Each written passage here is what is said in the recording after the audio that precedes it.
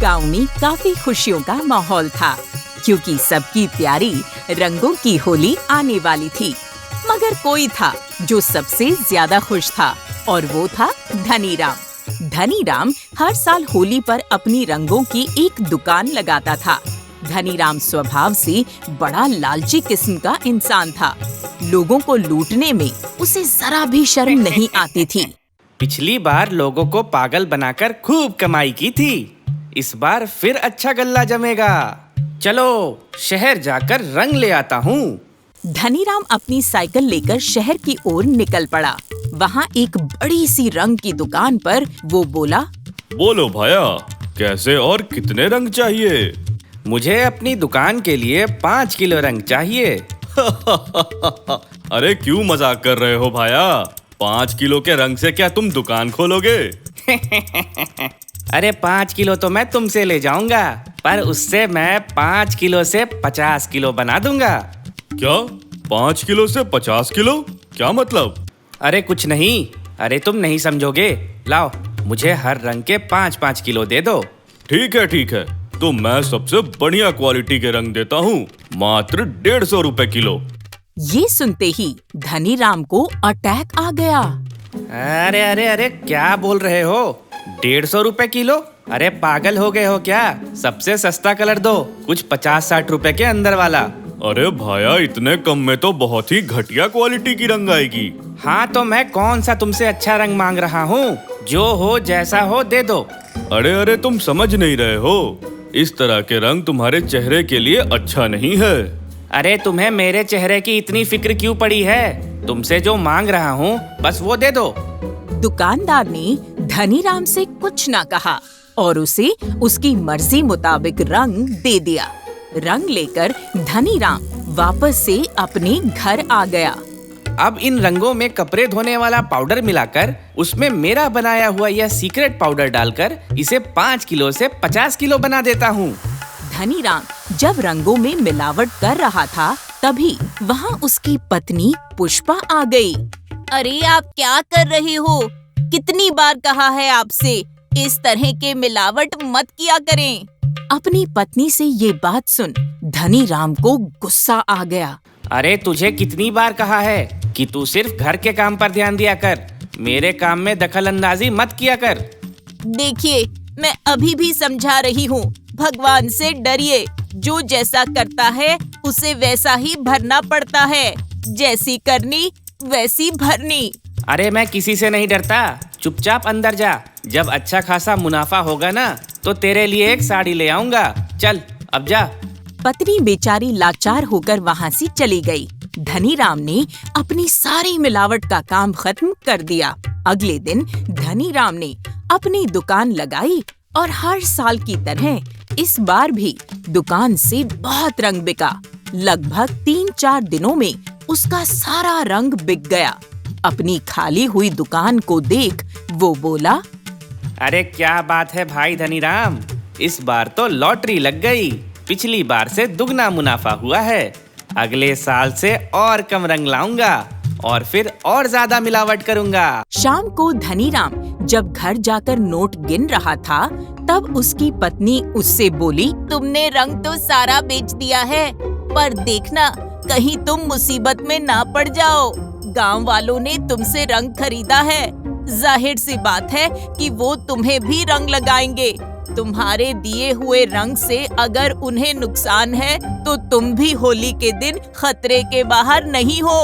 अरे मैं क्यों भला मुसीबत में पड़ने लगा? ये सुनते ही धनीराम हंसता हुआ बोला, अरे तू इसकी चिंता मत कर, मैंने इसका उपाय पहले से ही सोच रखा है। देखते ही देखते होली का दिन भी आ गया। सारे गांव वाले हर साल की तरह बल्लू के खेत पर होली का जश्न मनाने के लिए पहुंच गए। चारों ओर खुशियों का माहौल था। सभी लोग रंगे हुए थे, मगर एक धनीराम ही था जो सर से लेकर पैर तक साफ सुथरा था। अरे क्या बात है धनीराम, आज होली है और होली के दिन भी तुम पूरे साफ लग रहे हो। आओ तुम्हें थोड़ा सा रंग लगा दूं। आदमी जैसे ही रंग हाथ में लेता है कि धनीराम आंखों में आंसू लिए बोलता है, अरे नहीं भाई, मुझे रंग मत लगाओ। दरअसल दूसरे गांव में मेरे चाचा का निधन हो गया है, इसीलिए इस साल की होली पर मैं रंग नहीं लगाऊंगा। ओह, अरे भाई मुझे माफ करना, ईश्वर उनकी आत्मा को शांति दे। ये कहते ही आदमी वहाँ से चला गया। उसके जाते ही धनी राम मन ही मन खुश हुआ। वो बोला, अरे क्या उल्लू बनाया भाई धनी राम, तुझ में तो गजब का दिमाग है। अब कोई भी मुझे रंग नहीं लगा पाएगा। धनी राम खुशी से सर ऊपर किए चल रहा था कि तभी अचानक उसकी एक कदम पर कोई जोरों से भौंका। धनी राम ने पीछे हटकर देखा तो पता चला कि उसका पैर कुत्ते की पूंछ पर रखा गया है। बस फिर क्या था, कुत्ते ने धनी राम को अपना शिकार बना लिया। वो धनी राम के पीछे पड़ गया। धनी राम उससे बचने के लिए लगातार भाग रहा था। भागते भागते धनी राम एक बड़े से हांडे के पास पहुंचा, जिसमें रंगों का पानी डला हुआ था।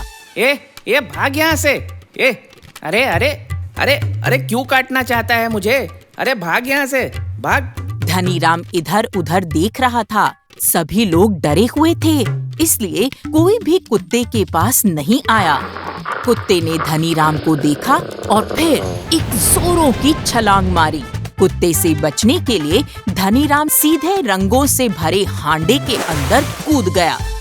धनी राम के कूदने के बाद कुत्ता तो वहाँ से चला गया, मगर कुछ सेकंड बाद धनी राम तेजी से बाहर निकला। उसका पूरा शरीर रंगों से रंगा हुआ था। वो इधर उधर हाथों से अपना पूरा बदन खुजाल रहा था। अरे क्या बात है भाई धनी राम, बिना म्यूजिक के क्यों डांस कर रहे हो? अरे मैं डांस नहीं कर रहा हूँ, मुझे खुजली हो रही है। पूरे शरीर में रंग की वजह से खुजली हो रही है। मेरी पत्नी पुष्पा ने ठीक कहा था, जैसी करनी वैसी भरनी। अरे कोई बचाओ मुझे, भगवान के लिए बचाओ। मैं आज के बाद से कभी मिलावट नहीं करूँगा। बस मेरी ये खुजली बंद करवा दो, वरना मैं मर जाऊँगा। अरे बचाओ बचाओ। सभी लोग धनी राम को देख हंस रहे थे। अपने किए का उसे अच्छा सबक मिला। दोस्तों, हिंदी कहानियाँ की तरफ से आप सभी को होली की हार्दिक शुभकामनाएं। मुस्कुराते रहिए।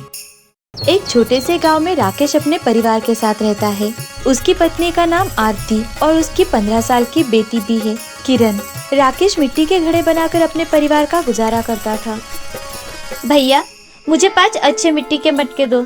जी अभी देता हूँ, ये लीजिए। अरे मैं कैसे पकड़ूंगी इसे? रिक्शा में डाल दो। राकेश लाठी के सहारे चलता है। वो एक पैर से अपाहिज है। एक एक कर राकेश ने सारे मटके रिक्शे में डाल दिए। उस औरत को राकेश पर थोड़ी भी दया नहीं आई। उल्टा मटके का मोल भाव करना शुरू कर देती है।